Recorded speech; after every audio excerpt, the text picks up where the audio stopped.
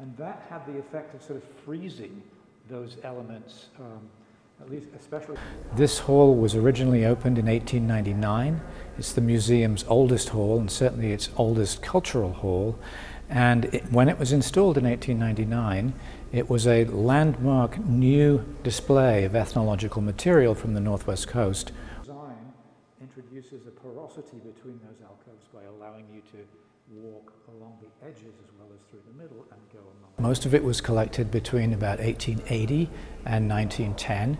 We have a few pieces, a few recently made pieces in the exhibit, but very, very few.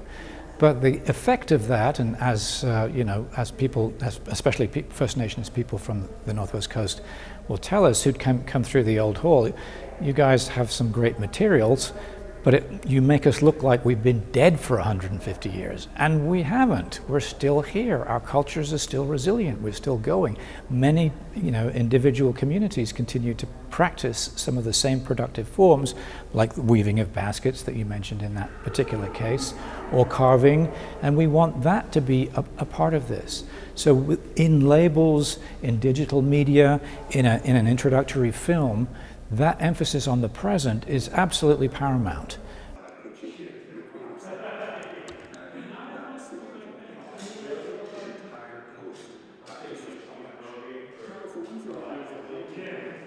It's certainly not the first time that the museum has consulted, but to your point, it's the deepest consultation we've done. And I think we knew going into this that it was going to be the richer for it, that the museum would benefit, that the stories that would emerge would be the stories that people wanted to tell.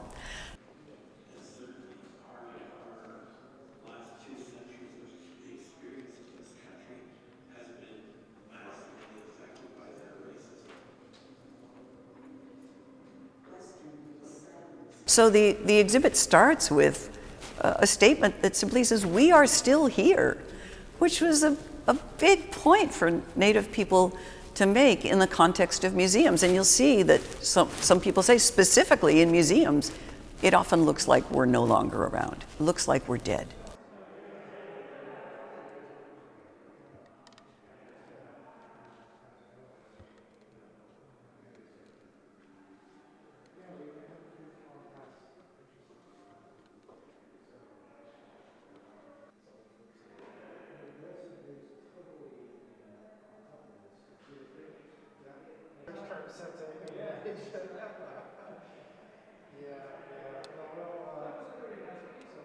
I think cultural exhibitions have a really great opportunity for all of us as humans to understand the human condition.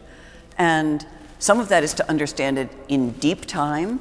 Some of it is to understand it through really difficult chapters in our national and continental history.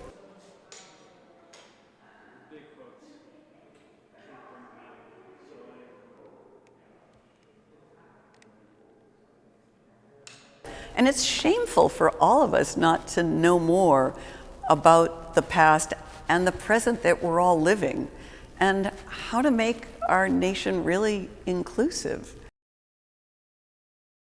In fact, I said it day one, we're not a people who were, we are a people who are. And it was echoed by every single person who was in the room at that day.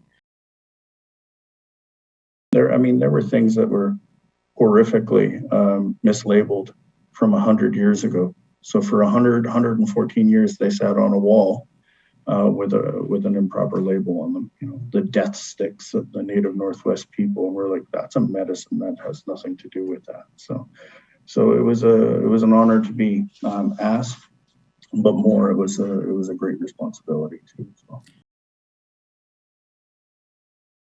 I think it really is sending the message to other museums that there is a better way to do this, and you will not only be respected, you'll be celebrated for doing it.